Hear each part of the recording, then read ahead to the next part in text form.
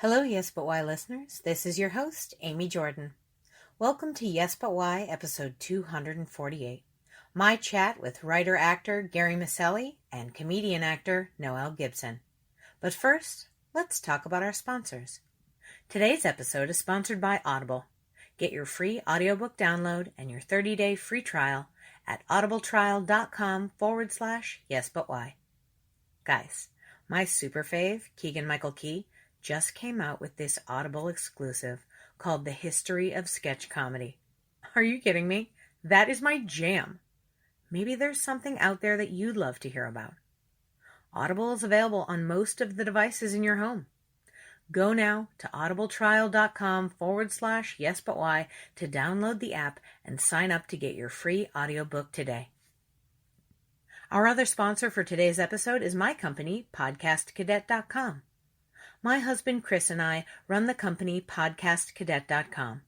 We provide advice and production help to anyone who needs it. We can give you a little push, or we can help you with the production of all of your podcast episodes. Contact us now at podcastcadet.com and use code YBY20 to get 20% off the first service or workshop you buy. Podcastcadet.com, helping creators navigate the waters of podcasting. This week on Yes But Why, Gary Miceli and Noel Gibson came on the podcast to promote their new comedy series, Freshman Circus. Freshman Circus is a comedy web series about navigating freshman year in college in the world of online classes. Freshman Circus is streaming now on YouTube. New episodes come out every Wednesday. In this episode, Gary, Noel, and I talk about improv, ghost stories, and film memorabilia. We discuss how improv training has helped us with all of our collaborative projects. I now present to you Yes But Why, episode 248. Gary Miceli and Noel Gibson discuss creativity during the pandemic and their new comedy series, Freshman Circus. Enjoy!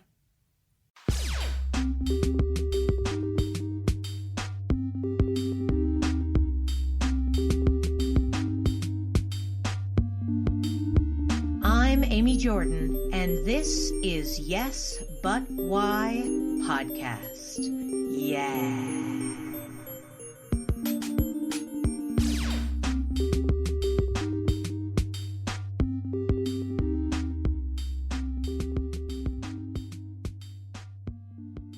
Well, I grew up as a dancer. So, yeah, dancing. I was in ballet and tap, and the first time I was on a recital and I could see the attention that and how it affected people. And I was only 5. I was just in love, and I never, since 4 or 5 years old, my grandparents would tell you, I've always just wanted to be an entertainer. That, I mean, they probably actually would have said when I came out of the womb, honestly, because I was probably trying to entertain men, but fashionably late, 2 weeks overdue, you know how it is. But no, really, I love tap. They dressed us up as, and ballet, because, back in the day, you had to be in ballet. Mm-hmm. See, now you can just go straight into hip hop, and you couldn't then. Mm-hmm. And I think one of my first performances, if I remember, was, we were what is that doll that's see, this is before my time even. She has red hair and yarn, Raggedy Ann or something like that. Yeah. I think is that what her name is, right? Yeah, Raggedy Ann. Yeah, it is Raggedy Ann. And, I'm the only, raised my white side only black one. So I was a black Raggedy Ann. And I mean, yeah, did I stand out because of that? Probably. But I like to tell myself because I was also the best dancer. Yeah. Yeah, that's right. Right. Yeah. With those big, I'll never forget my grandma just putting that stick blush on my cheeks. Just bright red, horrific. That is not meant to be on someone like me. But, yeah, I loved it. So from then on, I would video. I had my grandparents recorder. I would video. I'd make my friends come over, and I always wanted to make videos. And yeah. What kind of videos did you make? Home films, or were you guys doing music videos? Why music videos? Because that was the hot thing. Everyone wanted to be MTV somehow, and I just remember that if any of these videos ever got seen, I would be mortified because there's one of me and my friends in a hot tub. and I'm making us wear like those star sunglasses. And I'm like, we're like literally like 8 years old, y'all. Like, yeah, like singing songs. I probably couldn't even tell you, like a genie in a bottle. Who knows? At the time, I thought it really meant a genie in a bottle. Totally not. But yeah, no one else do that. Oh, I mean, I definitely made a ridiculous amount of videos that I'm glad the technology no longer exists to watch them, for sure. I'm so with that. Like, I'm like, oh man, that would be mortifying. Like, I remember my grandpa coming home one time and just screaming because I'm on top of a roof. And I thought it would be great because I wanted to get a bird eye view of this shot. And I'm making my friends like video and I'm literally on our roof. And I have like Christmas lights as a runway. Yeah. Yeah. Oh my God. How did you, I mean, clearly you didn't break your leg. The story didn't end with, and that's when I broke my leg. Yeah, right. I feel like that would have been an epic story plot. No, it was just, I had to get down, but I had to get that shot though, just like any true filmmaker. Dude, that's amazing that you like put the effort in to like get that shot. You're like, I'm going to the roof, you guys. And they're like, yeah, we're doing this. We are serious. Oh, we thought we were so serious. Oh my God. I love that. Yeah, very real. That's so fun. Yeah. That's so fun. Now, Gary, did you associate with the attention getting? Were you into it? What happened to you? What was your story? My story. There was a lot of moments that I figured, this is right. But I think one of the ones that was clearest to me was I had to have been like 6 or 7 years old, and I went into Planet Hollywood in New Jersey. And if you guys know that restaurant, there's memorabilia and movie stuff all around you. And as soon as I went there, I said, this is home. This is it for me. This is everything. And I said, this is my life. And that's where it really began. And that's where you just pitched your tent, and that's where you stayed since, right? Literally, yeah. Hey, man, that's great. Is your house filled with just memorabilia like that? Oh, yeah. You have like a boat hanging on the wall and like street signs and. Yeah, I have quite a bit of stuff. I just got 2 scripts from the Dick Van Dyke Show that were used on set. Oh my God! Oh, you're legit. Yeah, you really are into that. Yeah, also, if you go on Amazon.com, I wrote a book about how to start collecting Hollywood memorabilia. Wow. Go to Amazon.prime. You have a book out, Gary? How have I not known this? Yeah. And I was aware of the book, but I'm excited that that this is like why you have it, right? Like that's so cool. Oh yeah. Yeah, my second book is coming out. It's in the next 3 weeks. It's going to come out on Amazon as well. Is it also about memorabilia? No. This book that I'm writing is about ghost stories that people told me from around the world. So people in like England told me a ghost story, and people in Switzerland, and people in London, and people in New York, and people all around telling me these ghost stories. And I said, maybe there's some truth to this, because there's literally people from all around the world experiencing this stuff. Look, I tell people I don't know if it's true or not. I wasn't there, but maybe there is. Whoa. Yeah. I love these 2 separate, totally different like book situations. The first question I want to say, so I'm so into both of them. Okay, let's go into memorabilia. Memorabilia, super interesting that was like a thing that you were into. Yeah. Or do you then, okay, so because you're interested in this memorabilia, do you collect all the stuff from projects that you yourself work on? Do you have like a box where it's like, this is from this film that I did, this is from this play that I did? Like, do you collect stuff as you do your own projects? No, I don't. I know I have all the scripts for the show we just worked on, Freshman Circus. They're all in the pile somewhere on my desk somewhere. But other than that, I don't really collect from the things I do, because I figured I was there. I experienced it. I don't need anything from it. What about the fans, Gary? They're going to be out there trying to buy the scripts someday. You just bought 2 Dick Van Dyke scripts, The person who wrote that was definitely not expecting anyone would want to buy it when they wrote it. I mean, like, think of the people writing Dick Van Dyke. It's not Dick Van Dyke, right? It's people who are sitting around like, what does Dick Van Dyke want to say? All right, let's write this. Right? And now that guy, likely guy, his words are like something that you're like excited to have. Like, that's awesome. As a writer, I find that very great. Yeah, it's funny story. I'm sure you know the show The Munsters. Uh-huh. Well, I got a script from The Munsters, and I said, Butch Patrick is still alive. And I said, he's still alive. He's signing autograph. I wonder if I can get him to sign it. So whatever. I put it in the bed. I put it in my envelope. I go to the post office, and the guy goes, Butch Patrick? I go, yeah, it's just something from The Munsters. I want him to sign for me. He goes, I'm surprised you even know who the hell he is. I said, I can see that. I appreciate that you're so into it. Is this Monsters Inc. or a different Monsters? This is the 60s. This is the 60s television show, The Munsters. Oh, okay. I have no idea what that is. I was like, I love Monsters Inc. Yeah. The people that wrote that are definitely still alive. Yeah. Yeah, I was confused. Yeah, they're definitely alive. Yeah. Figured so. Everyone is from the movie. I'm sure well awake right now even. They're doing okay. They're pretty good. They're fine. Yeah. No, I like the idea that, was it your postman that was giving you a hard time?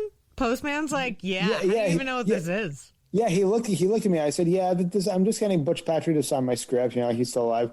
And he goes, you know who he is? I said, yeah. I the only thing I really watch is 60s and 70s television. Like, I don't like Jimmy Fallon. I prefer Johnny Carson when I watch him every night. Like, and he just looked at me like I had 5 heads. No, man, I hear you. I am so into, my husband and I, every night we watch the show MASH, which is like a 70s television show about the Korean War. Yeah. None of the references of anything makes any sense. I mean, does now because we've like watched it enough that I'm like, I should probably look that up so I know what they're talking about. But like super into it. Like I even watch old game shows on Buzzer started as a channel. And all of a sudden I was like, tell me everything. I want to watch Match Game with like super old, like probably everyone's dead, but I love how like sassy and wild they are from the 60s and 70s. Oh man. Yeah, there's something fun about that. Who knows? I mean, I really like this, that idea. Also, by the way, do you live in New Jersey or New York? No, New York. Okay. Because I was like, it's either New Jersey or New York where your postman's giving you sass. Like, I was like, what? Who is this dude that he's all like, yeah, I'll deliver your mail, but let me give you some opinions about your life. You're like, okay. Yeah. His name is Norman. And I said, Norman, the girl from my dream of Jeannie is still alive. She's 89. And he goes, thought she was dead. Oh, my God. And I was like, no, she's still around. She still does conventions. And he goes, oh, okay. Can you just start a podcast with him where you just tell him random things and he gives you like 1 or 2 word answers back He's really thin, really tall, and he seems to be like if you gave him anything, he'd look at you and go, oh, okay. Did your postman contribute a ghost story to the new book? No, he did not. I wish he did know. If I asked him for a ghost story, he'd look at me and go, yeah, it was spooky. Is that it? Yeah. Yep. So, pretty good. You believe in ghosts? Yep. Okay. That's Norman. Cool. When I always say, okay, thank you so much, Norman, see you later, he goes, okay. He doesn't say goodbye, just see you later, Norman. I'm telling you, this guy's a character waiting to be written. I'll tell you what, Norman the postman, he's a good dude. Let's sidetrack to tell me about the Ghost Stories book, because I find it fascinating that you not only like are culling these stories together to make a book, but that like people are just like coming at you with these stories. They're like, hey, Gary, nice to meet you. Super fun spending time with you. By the way, have I told you about the ghosts in my life? How does that come up? How is that a thing that you even get involved in? Well, I knew the ghost world, especially for me, was really, really muddied because of all these TV shows like Ghost Hunters and all this stuff that you realize after a while, it's probably fake. If things didn't happen, they wouldn't have a TV show kind of thing. Right. So I figured there has to be something out there. So I went on some Facebook groups that had all ghost stories, and people post like around the clock saying, this is what happened to me. And I messaged some of them. I said, I would love to use your story for a book. And they said, absolutely. And when you read these stories, I always say, just email me as much information as you can. And they come from all walks of life, poor, rich. Some of them don't speak English. Some of them speak it well. I mean, some of them from London, some of them from New York. And I really thought that maybe there is something here. I mean, there's so many people telling me all these wild things that I don't know if all of them can be making it up. So is that the creative form that you find yourself in? Like, are you often culling stories from, experiences people have in life? Is that where you get your ideas? Like, I'll seem and to notice that this is happening to a lot of people. Let's explore this as a writer, as a creator. Is that what inspired you? Yeah, I do like to explore that. I do love to go back to the old television, the old movies, and try to learn from them and talk to the older people and try to see and learn from them. But yeah, this book to me was my first book on this subject. And yeah, it just really inspired me. That first one came out and he was so open and he was like, this is really what happened to me. Like, you can believe me or not, but this is literally what happened to me. And I said, they don't want anything. They just want me to listen to their story. And I said, maybe there is, maybe, who knows? I mean, if nothing else, I think you did a service to the people who needed to tell their story for you. That's what I was just going to say. Yeah. You gave them an opening. Like, yeah. It's definitely, I find a lot of the projects that I really gear towards is trying to help others. Because for some of them, to me, they said it's therapeutic. I mean, to relive it, to have someone hear it and to publish it and to get it out there. I mean, it helps them. So if I can help anyone, I mean, that's what it's all here for. Oh, nice. Good for you. I'm mostly here for the accolades and people to tell me that I'm pretty. So I like that you want to help people. That's good. That's solid. All right, Noel, I have a question. Do you believe in ghosts? I believe in spirits. Okay, great. Yeah. Cool. Yeah. I don't know what I believe, but I mean, I guess I probably don't, but I've just never had an experience with them, right? So if something happened to me, I'd probably be like, yep, I believe it. Like, I'm like a thread away from being like totally into it, but I don't know. It's one of those things. It's just like, I don't know, never happened to me. Maybe I'm with you. I've never experienced, and I don't need to. I'm not one that wants to, don't care. Oh yeah, no, thank you. I'm good. Like, I even say, I'm a huge God-fearing woman, and I'm like, even Jesus knows not to show up with me. You know what I mean? Like, don't play with me right now. Like, please don't. That is another level. Like, I'm not trying. I'm good. Oh, I know. What about the worst person to show up? You're like, no. What are you doing? Get out of here. Exactly. I don't need to talk to you right now. If you're here, it's not good. Come on. Exactly. You're about to tell me something, take me away, or something's about to go down. And then I would try to pull the whole put a blanket over my head as his lights beaming beyond that blanket. I'm like, I don't see you. It's not happening. He's like, okay, Noel. I'm like, no. Oh my God. I know. Same. I'd be like, nothing's happening right now. The ghost like, I'm right here. I'm just floating in front of you. I'm like, no. Oh gosh. So, Noel, I would love to chat with you. You said you got involved in dance when you were a kid, but I read your bio and it seems like you've gotten involved in a lot of comedy and film throughout your life. How did that manifest for you? How did you get into that? And not only get into it, but really start working? I mean, how do I begin with just like 20 minutes left or something? No, I'm just kidding. You're okay. It's funny. Like everything just kind of manifests together. Like I've always, like when I was younger, I'd always say I wanted to be an entertainer. There was never something specific. I just loved entertaining.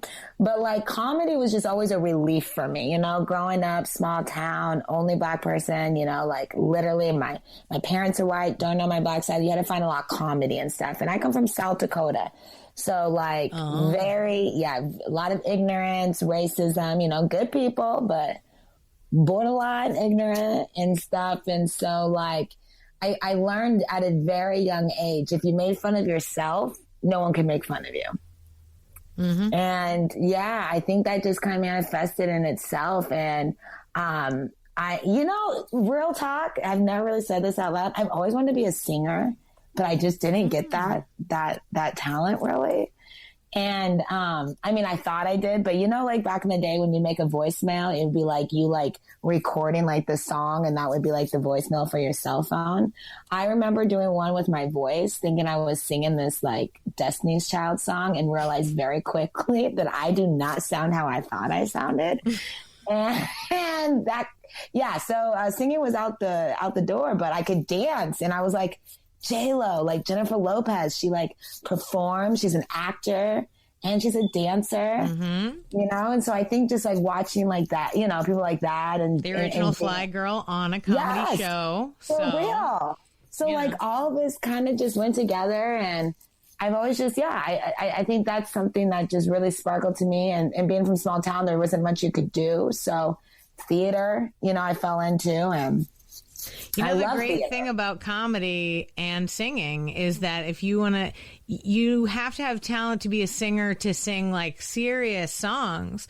But if you want to sing a song about like how there isn't any more toilet paper left or like something funny, you don't have to sound good. You're so right. You're so right. Like musical improv and that, bring it with me. Like that's when I started like rap freestyling, which I can freestyle, but like, you're so right. Like that's literally it. Like I could still be in these fairy tale Disney ways, just in a comedic way. So I definitely fell in that.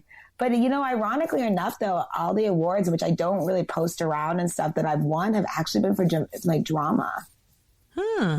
I know it's very. How'd you like get into like? Did you take acting classes for dramatic acting? I know that you have training in comedy in the improv world, but like, what sort of education did you put into it? Like school or even just your otherwise workshops or whatever? Over 10 years of training and that Stanislavski trained, still at Adler and. Did a little Meisner, did not like it. Don't really care for the repeat, but we all know that the mirror. I mean, I did it, but it's done. Like I don't use it right. I want to be completely honest. But I love Stanislavski. Like I don't like to read. I've read only like pretty much the Holy Bible. Honestly, I am an audiobook person, but like the Target, the Actor in the Target, real talk is probably one of the best for actors. And, so I'm classically trained and I won a couple, years in a row for oral interpretation. So I would interpret like spoken word and that. So I think that, and, they always had the comedic side filled in, but they didn't have the dramatic and the, team side. So I just always did that and I won. Yeah. And one act plays I just happened to be and, got to study Shakespeare. Again, not my biggest cup of tea, but I do believe you have to, you need to understand it. And, you totally got to know Shakespeare, if only just to like chat with people sometimes, like in certain theater circles. You're just like, what is it we're talking about? Oh, yeah? No, Amy, story of my life. We always say that. Like, seriously, like you are either a theater, like, guru, like nerd to its finest, or you're like TV and film. And like there's such a broad difference of like, oh yeah, that's a theater person. They're talking about every play. I have no idea if it's not made into a movie. Oh my God. Like I would know right then and there.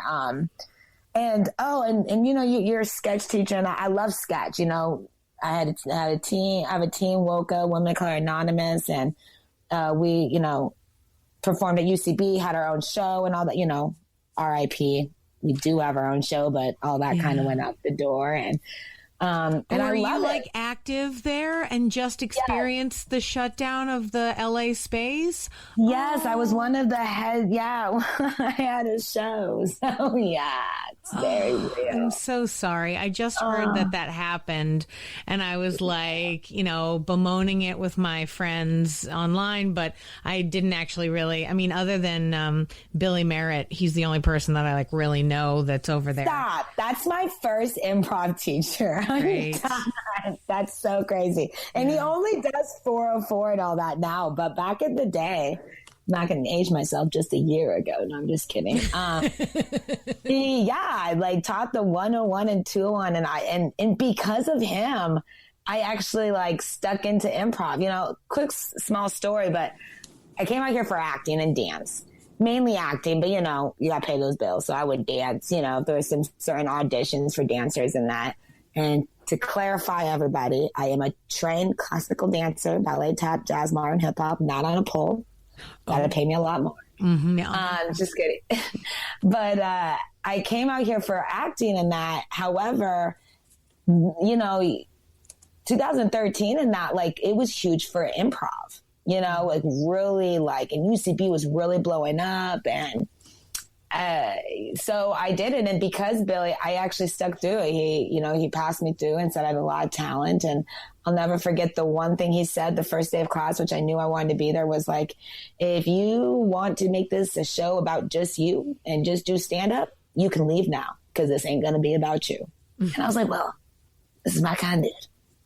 Because I did not want to do stand up, even though I do it now. But yeah, I just love the whole team aspect and like being on the spot. And as you called out, you don't have to be a great singer, but if you're willing to invest and really go all in and commit, I mean, you and your partner on there, you can go pretty far. Not to mention the fact that, the idea of improv really does help for, collaborative projects. Like if you learn those particular skills, it can really help you when you're working on any team project. And I mean, let's be clear, any TV or film or heck, even theater is a team project. You're all meeting together to put something together and make it happen. So you need those kinds of skills. Now, whether you use them in a on-stage comedy way or you're using them just to kind of like move forward and be a creative person, right? No, you're so right. You're so right. And I can't even deny that once I really buckled into it. I mean, I got my first co-star, I was on the Mindy project. You're 100% right. And yes, it was based off my acting and stuff too, but I'll be honest, a lot of it was my improv, was just being able to book a room, being able to, like you said, collaborate and it really has helped me creatively and even personally. So you're so right. So Gary, you're, at the helm of the project that you and Noel are working together on, the Freshman Circus. What sort of collaborative projects prior to this current show that you're working on now have you been a part of? Yeah, so I studied at Second City from Chicago. It's I love it. It's really wonderful, and collaborative projects I love collaborating with others and trying to hear people's ideas and trying to go forward with that. And improv was a big part of the project we're doing now. There were scripts every week, of course, but I wanted everyone to, if they have something better to say than the actual line, say it instead. Did you do like a bunch of wild lines and like see how it went? Or did you do like the whole thing with like the freedom to adjust? Yeah. So we did a safety take. Noel knows this. We did a take where it was just line for line, word for word. And then little by little, we do one or two more takes with just improvising, just going forward. And then if someone says something funny, I would just write it down and say, let's do it again, but say this. And we had a lot of fun. It was a lot of improv. It was a lot of, it's like a big sketch show. Now, it was you and Gary McKee that came together to put this project together. What inspired you guys to get it going? So originally I had come up with the idea in June of last year. I came up with the idea in June 2020, like the heart of the pandemic. And then I said, well, you know what? I can't get people together, so why not just try to do it online and try to see if we can do it in Zoom? Because I know the movie Unfriended, if you know that movie, they did everything via Zoom. It was a horror movie. And I said, you know what, maybe we could do something like this. So I got a cast together, and some people dropped out. And I met with Gary McKee via Zoom, and he said, you know what, let's produce this and let's get this going. And then we got people, and I got the teacher who Jessica Darderan is wonderful. And then Gary McKee got Noel and Jesse, and kind of just came together, and we were able to improv off each other and bounce ideas off each other. And it was really something. So you guys each of you guys found different people in your individual circles, and then were like, hey, I'd love to work on a project with you. Want to do this fun thing? And then just put it together. That's so fun. Yeah, it was really, really great. And especially with these scripts, I didn't know if it would exactly work, because a lot of the characters, all the characters that we wrote were really, really specific people. And if I figured that if the wrong person was going to play one of the roles, I just didn't think it'd work. But everyone was great, and everyone came together, and it just happened. In your mind, what was the, you said you wrote all these specific characters. Were you trying to capture specific people that you knew in your life, or were you going for tropes? How did you develop these characters? What did they represent to you? Yeah, so all the characters were characters that I personally went to school with. Awesome. Yeah, and all the characters, if you see all five of us, we're really at opposite ends of the spectrum. Kevin is so far away from Zeke, and Zeke is so far away from Noah. We are literally at the ends of every corner of the room. And I said, we have to find people that can go further, and to make these people, it's like the people you don't expect to get along, and they get along. Awesome. Yeah, absolutely. I mean, I think that there's something fun about finding a group of people you wouldn't expect to be friends to end up being friends. I think that's the basis on tons and tons of sitcoms and stuff like that. So you're on the right track for sure. An unlikely group of people becomes total besties. Super fun, super fun. Now, how did you connect? How did you even meet Gary McKee? Because from the sounds of it, is Gary in LA? Yes, Gary is in LA. So we had a Gary on both coasts handling the Garys, and then getting different friends from either circle. But how did you guys even meet? So I was doing this project, and we needed one more cast member, and I posted in a group on Facebook, like an acting group or something, like an indie filmmaker group or something. And I said, I'm casting for this project. We need this and this and this. You don't have to come because it's all via Zoom, so you'll be safe.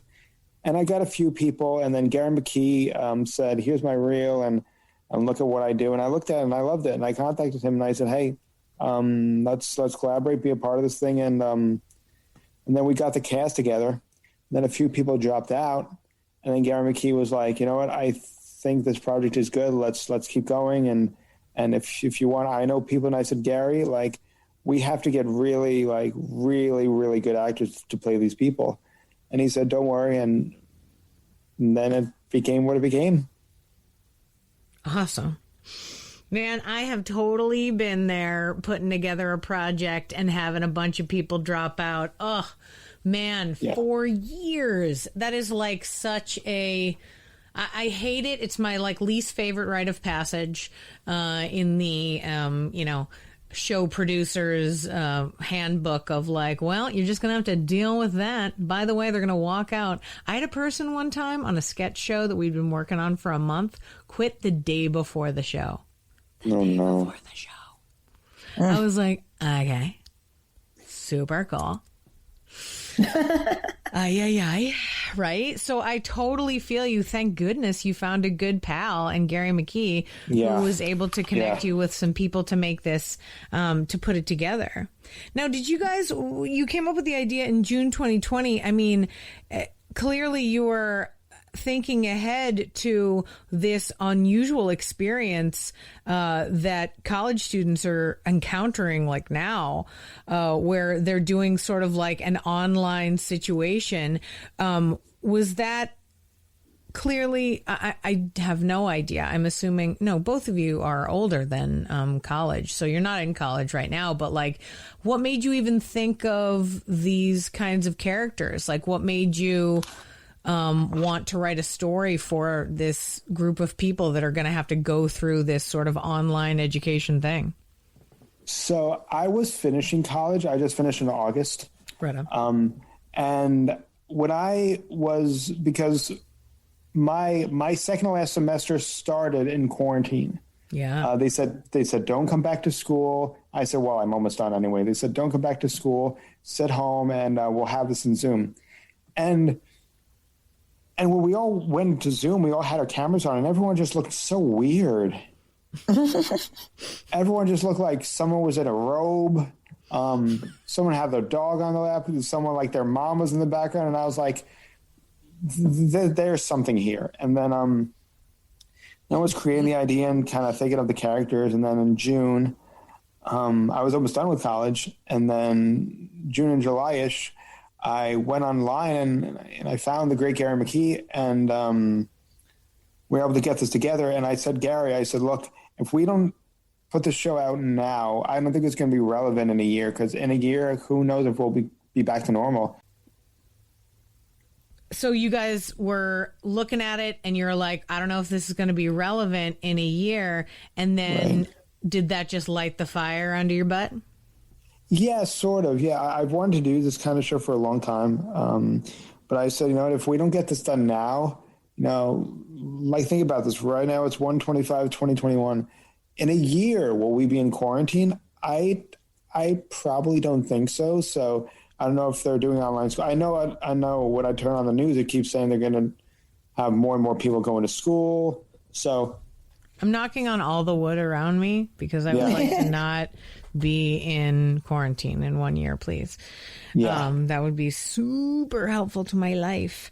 But what's interesting is that I think there's going to be, for projects that are about this kind of thing, I think there's something to this time that we all went through, right? And there's something to the unifying nature of it, where it wasn't just the U.S. that went through it, or it wasn't just North America that went through it. It was all hey, globe, happening, everyone all at once. And it really personally, I was able to connect with people from across the world and just be how's it going for you? And we are both having the same experience. And it's how am I talking to this 35-year-old girl in India and we are the same somehow? But I think, so what I mean to say is, I'm glad that you made it. I'm glad that you have it coming out now. And I think it's right on point. Definitely people have gone through what you are enacting, this sort of freshman orientation, but online somehow, right? And that's got to be weird. And I'm looking forward to the rest of the episodes and how weird and wild they get after the first one that I watched. But, I think that what's going to happen with this kind of content is that, in a year or two, people aren't going to want to watch it, but give it more time, and then people are going to come back to it. Yeah. And they're going to be oh, you remember?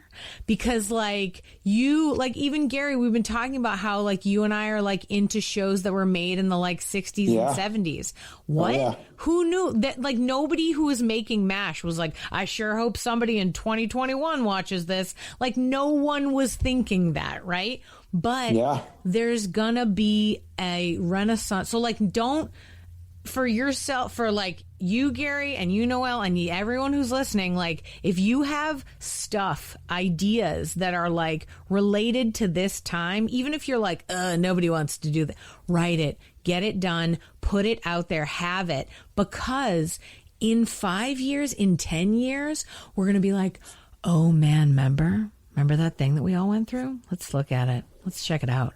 And then we're going to like get into all of the like quarantine stuff, because there's been tons of stuff that was made purely because we're all trying to be creative and like get it out of ourselves. Like, I can't even believe it, Gary. You were a senior in college, had your last semester in this freaking insanity.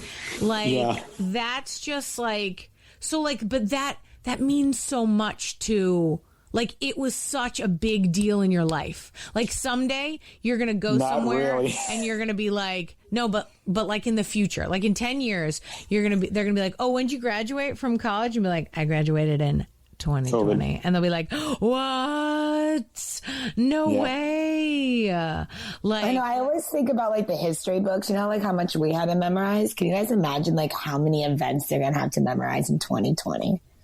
Like, seriously, the Zoom, the COVID outbreak, the Pfizer vaccine. The vaccine, the fires, the protesting. Yeah. Trump is no longer in office. Excuse me. I am here. I've created the most amazing vaccine, tremendous vaccine. Not to mention all the other insane crap, like the murder hornets and the monolith and the like...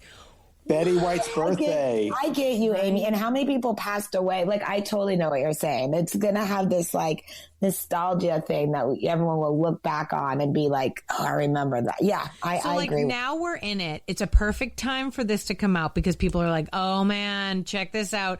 Does this or does this not look exactly like what happened to us in the fall? Right? So, like, they're going to be into it now because they're in it. But in a few years, like, yeah, maybe in a year, people are like, no thanks. But like, give it a little bit and they're going to be coming back. They're going to be loving the little Zoom looks that we all are getting into, right? I mean, I thought you guys did a great job as far as like, because like I know that I've looked at 1,000 Zoom shows at this point, but when I watched it, even though I knew it was Zoom, I still didn't know at first. I was just like, oh, well, this is interesting. And then I was like, oh, I see what's going on. Oh, fun. Okay, cool. You know what I mean? But like, so what I mean to say is like, it looked good and like everybody was well lit and like, you know, it wasn't like your class, Gary, where you're like looking at the people and you're like, is that guy got a bathrobe on? Like, if a guy's got a bathrobe on in your show, it's fancy and it's also well lit and I can see that bathrobe, right? You know what I mean? Like, so, I mean, it looks really good. You guys did a good job putting production value into it for sure.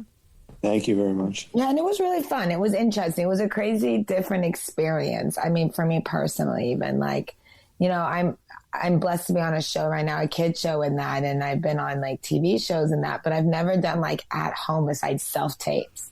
Right. So it was kind of cool to like be halfway naked half the time and no one knew. Sure. Yeah, absolutely. I mean, everyone's just wearing weird shorts at all times. Yeah, no pants, cameras rolling. Yeah, right. Just kidding. But really though, like I wouldn't have like, we would change different quick tops. You know what I mean? Like it was interesting and like, it was a cool experience and I got to meet everybody, you know. I mean, I knew Jesse and Gary, the other Gary. That's how I call them, the other Gary. The other Gary. Whoever you're with, you just refer to the other guy as the other Gary. It's like the black or the Italian one. Are you Italian, Gary? Right. I'm 100% Sicilian. I figured you're 100%. I was going to say Sicilian. I was going to say that, but I don't, you know, I wanted to broaden it just in case, you know. You know. Well, I mean, if I did one of those tests, I'm sure it would come back 98% this, 1.1% this, 0.5% that. So. No, I get you. I feel you. You know. Yeah, no, I get that. I was going to say a crazy joke, but yeah. No, it was cool. It was interesting and it was a blessing to be on. And it was definitely fun to play Ingrid and be the vegan lover who obviously lost it Do I get to do spoiler alerts? No, I can't. I can't say anything, right, Gary? No, I don't think you should. Not yet. I can't. There's a spoiler, but I'm a vegan lover. You're a wacky gal, and it's a fun character for sure. I am. For sure. It seemed like it was real fun. I mean, everybody got some juiciness to dig into for sure, you know? Yeah.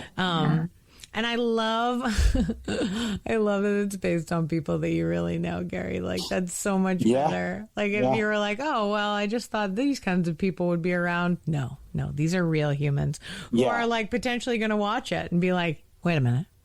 Is that me? You trying to say me? Oh my gosh, so funny.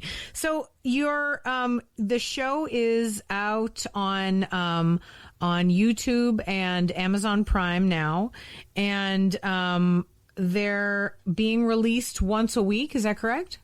Yes, every Wednesday.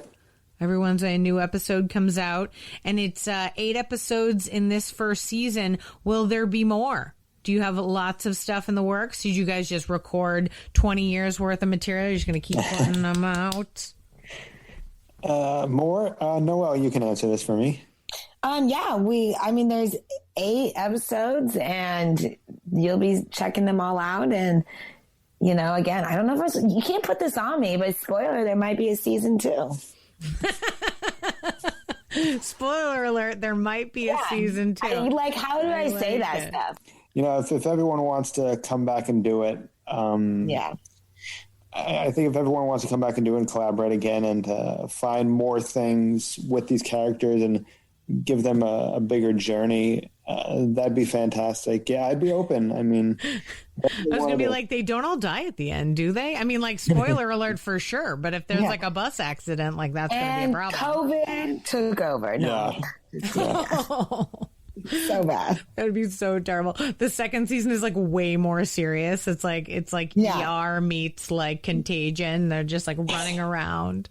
Well, it's funny that you say that, because that was something that like definitely takes like a turn. Is like it really starts comedy, but he kind of gets into dramedy. Wouldn't you say, Gary? Like after like, you know, 4th, 5th episode, you start. There's like a turn.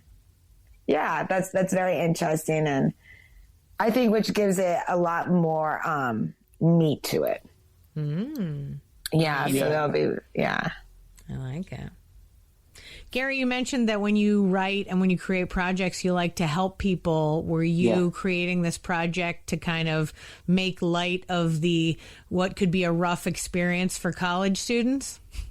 So creating this, I thought, absolutely. I thought that college students are having a hard time right now. Kids in junior high, kids in high school, everyone's having a rough time staying at home because, look, we want to be with our friends. We want to hug our friends. We want to, play sports and everything. But I thought this would be a good opportunity for us to create a show that could potentially help people and make light of the situation. Because I think where there's darkness, there's comedy. So I think people can come together and to watch the show. And I also figured this could be kind of like a time capsule. And people can discover it on YouTube in 2 or 3 years and say, why are they at home? Oh, I remember. Yeah. No, that stuff's like real. Like legit, I'm telling you, in a few years, it's going to be like certain, having this out is so important because, so many of us had ideas or started projects or whatever, but they didn't make it all the way out. And, this being out, it's a time capsule of what happened during this time, the way that we worked together, the way that we connected. Even the idea that your cast is all across the country is so fun. Yeah.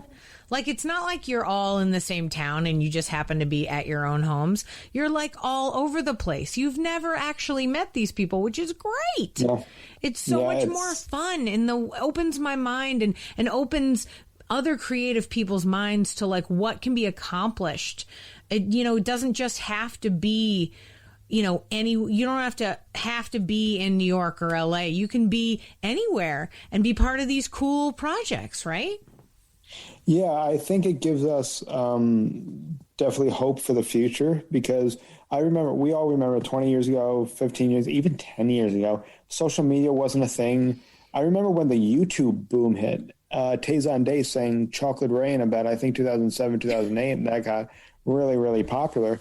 But then YouTube didn't become an official thing until, much later to now. People are getting monetized and people are making money. And it's to the point where if you really want to make your short film or your feature, go ahead and go make it. I mean, you can. I mean, I've seen people create things for nothing and create magic for nothing. I mean, and I think this project gave me hope that, because look, I'm not a social media guy. The only thing I have is Facebook and LinkedIn and IMDb. That's all I have.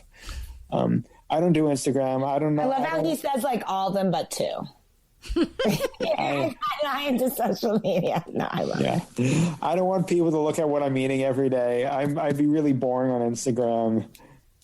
But I was able to go on and go to this group on Facebook, this indie film page group, and ask people, and everyone was like, "Yeah, we're stuck at home too. We all want to make something," and everyone wants to collaborate. And it's wonderful, the amount of people that want to hire you and to have you in their film and to have you in their short film. And it really gives us hope that there is really great people in the world that just genuinely want to help people. Not to mention the idea that, like, creativity and making projects cannot be held back by anything. Like, no matter what happens, even though it was like, hey, by the way, you can't be near each other at all. And you're like, all right, I'll figure it out. And then you found a way to still make something. Like, that's so important, not just like for your own personal souls, but for everybody to like you said, gives you hope, gives me hope that like it got done, that like you guys put it together, that you like cared enough and worked on it and like found people and like became a community. Like, it's just, there's so many rough things that have happened during 2020 that have made you just feel like, is theater never going to happen again? Am I never going to be on a stage? Is film just going to be for famous people who can afford the insurance? Like, the wild ideas of these things are like, anything is possible. So I don't know what to think. And seeing people make stuff, seeing people put things out and make it happen now, even though like some people are in like, creative droughts, it's so empowering. It's so empowering. So to see that you guys made this during this time is like, oh, okay, good. We are still strong. We are people who are going to make stuff. Creativity is still a thing. They cannot take it from us. Like, yes. Go, you guys. Yeah. I think it's really, really important that when cones are in your way, you find a way to move and you find a way to get across. And especially when people say, okay, guys, you guys are actors, you guys are creatives. You can't be with anyone within 6 feet. And it's like, well, what else can you do? You can start a podcast. You can go on the radio. You can do voices for a cartoon. You can do this. There's so many more avenues. And I think making a film or making a series for that matter, when you literally cannot make a series, you just have to find new ways and new creative ways to do it. And these lessons that we learned, I think personally, I'm probably going to take with us forever. So true. There's a lot to learn from like feeling like you're trapped. If you can just really look around, you see so many blessings and so many opportunities that you can make happen. Yeah. Yeah, especially with all this, I see online plays a lot, online Zoom readings, online classes. Now classes are such a huge thing now. Yeah. Oh, yeah, like I've seen a lot of like master classes and that stuff. Yeah. I will say, from a stand-up point of view, these stand-up or sit-downs are not that fun. I am ready, but everything else, I agree. Like it's just finding like blessings. I always try to, look to God first. And he always just says, keep your head up. And like what people may see as like closed doors in that, I always just try to see it as like new magical doors being opened somewhere else. Or that might just change into a better door, So like, get a cooler key, figure it out. It's true. There's so many things that previous to the year of having to sit at home, like we didn't use. You know, like we could have all been video conferencing with each other so much. Zoom didn't get invented in 2020. Yeah, right. You know what I mean? Yeah. But like suddenly it is like cross-generationally, we all know how to use it now. Like the fact that my mom knows how to use it is insane. You know what I mean? Like but with this idea that we like had to, right? And I haven't lived near my mom in forever. Like we've just talked on the phone, like what? Okay, great.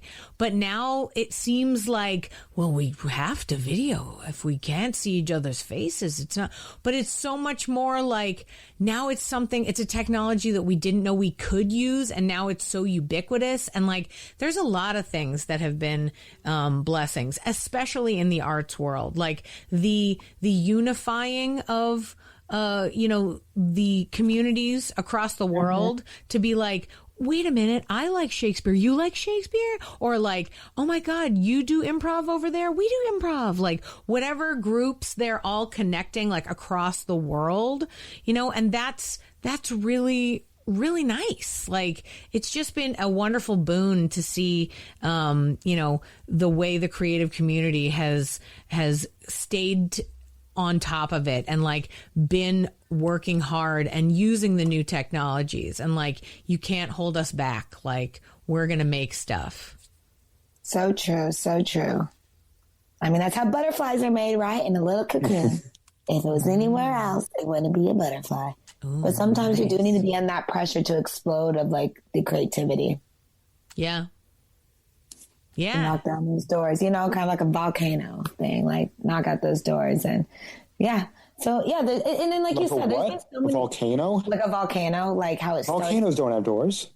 No, you break open the top of a volcano. It's like a door. Oh. It's like the door. So like a lot of us had had so much things in our hearts and in our minds and ideas, and we just didn't feel like we had the time, or we didn't feel like we could do it. And like Amy made a good point, we've always had Zoom. We always could have put up something, but it wasn't until we were under pressure, right? Just like a volcano under pressure that exploded of all this. And like, yeah. Like I did international phone interviews before COVID, but now I feel like I'm like close friends with people in other countries. That's like, are you kidding me? Like, how am I friends with people in India? Like, this is crazy. So cool. But because of the way that we're, like I mentioned before, like we all went through this same thing, right? So what we went through is universal. And so like how we made our way through it is our own journey, but like we all had to endure it, right? Which is again why Freshman Circus will be something that we will watch now, but then come back to and be like, I remember that. That was such a real thing. Like this is a moment in time that we have captured for this, right? But, it's just like we want to create, and so we will, because it is in our bones. So true. So true. So Gary has his Ghost Stories book coming out soon. Gary, send me a link to that so I can tell everybody to buy it.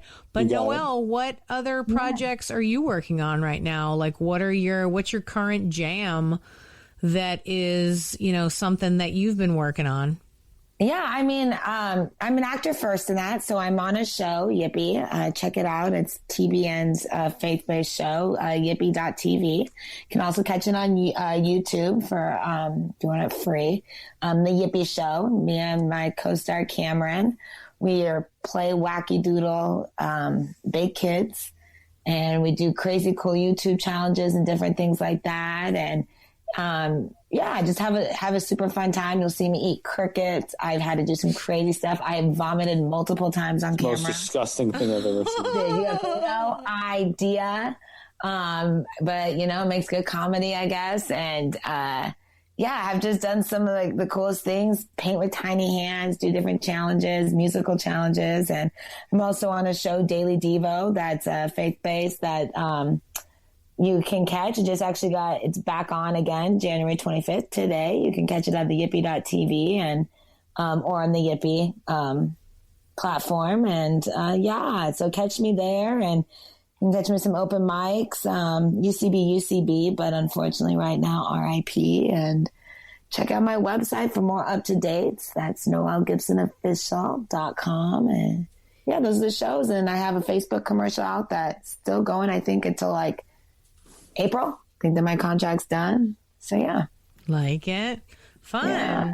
And were you able to just get back into, I know that that Freshman Circus was done on Zoom, but your kids show and Daily Devo are not on Zoom, are they? No. These are actually, this is the network, TBN network. So yeah, I was blessed to book this at the last end of 2019. So I got a few months into there, and then they picked it up for season 2, and they did Yippee Stars at Home. And so I was, one of the stars, and that's, you got to follow me. They sent me, like cameras and things that I could do at home. And then they got picked back up in the summer, and then it closed down again, unfortunately, because California went through a little surge here, but it's back open, and it's in the OC, Santa Ana, a little bit more conservative, so a little bit more lenient. But don't worry, I'm COVID protected, mask all around me. Right on. Well, no, because I asked because I have friends in LA too who are acting, and they've like just haven't been able to get much done. Like they keep trying to start. And, a few friends on television shows where it's like, yeah, we did a week or two, and then they shut us down. And then that's exactly how it was for me. That's why I said, yep. I just actually filmed today. Ironically, this is the first time since November because they closed it back down again. But good news is, I guess Gavin put it that TV and film is essential in LA now. So sure. Yes, we're coming back. But no, they're very right. I've been in and out. I was on a show this summer, Hot Mess Express as a guest star. And I got one day, and then I heard they went down into production again. So yeah, it's been just hit or miss. But man, I can't I have been blessed during this year. God has totally taken care of me. So I was able to, do Freshman Circus, on my time, on the other times, and audition, and my heart goes out to a lot of us who are hiatus with shows and auditioning and that. But I'm so glad that things have stayed, like you've been able to do lots of different projects and stuff. That's really great. Thank you. I appreciate that. Absolutely. And Gary, I'm so glad that you're creating projects as well, not just creating, TV shows, but writing books. Are there any other Gary productions happening other than your upcoming book? Other than we got Freshman Circus, we got the what's the ghost story book name? Ooh, TBD. It's called Everybody Loves a Ghost Story. Nice. I mean, everybody does. That's true. Yeah. And the thing I'm working on right now that's going to be out, I'd say in a month, it's called Fandemic. 50 fans celebrate 50 years of cinema. So what I did is I got 50 fans together, and they're all reenacting a scene from a movie from a different year.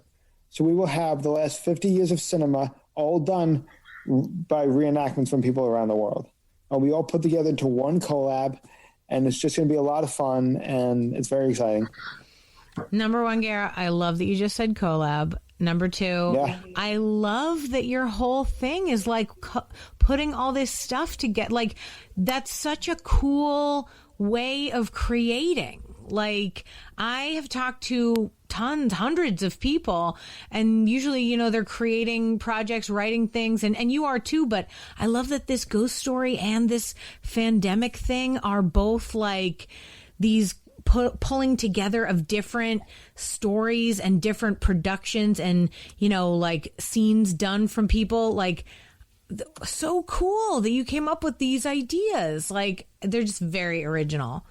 Great job. Yeah, well with Fandemic, the main part of it was I wanted to give people the opportunity to create something that they really like, even if it was from home. And the rules that I gave everyone was, stay home and use what, you have. And so people are, this movie is going to cover the last 50 years of film. So you're going to have people, I think somebody is doing a scene from The Shining. someone's doing a scene from The Exorcist, some people are doing a scene from Willy Wonka, and we're all going to just put this into one film and show everyone, you know, how film has progressed, but also people doing stuff from home. And I just had somebody that did The Little Mermaid, and she did it. She reenacted a scene from Little Mermaid with her kids. Oh my God, I love that. That's so fun. Yeah, I just thought it was so wonderful to get the kids involved. And yeah. So, I mean, man. if it helps one family do something fun for a day and to get them to not think about the COVID, then I did my job right. I know. You know, I never taught kids before COVID, but now I'm doing all these kids online improv classes, you know, largely to, you know, give the kids different activities to do, and also just to be like, hey, let's have fun. Who wants to have fun? There's not a lot of fun in the world right now. Let's be fun. Oh, man. You guys are so great. Thank you so much for being on the podcast, Gary, Noel. It has been so great to chat with you about your journeys, about such creative projects from both of you. And congratulations on Freshman Circus. Everybody should check it out and, you know, watch all of the episodes as they come out on Wednesdays. And then maybe we'll see these characters in a brand new adventure in season 2. But thank you guys so much for being part of the podcast. Thank you so much for having us. Yes, thank you so much, Amy.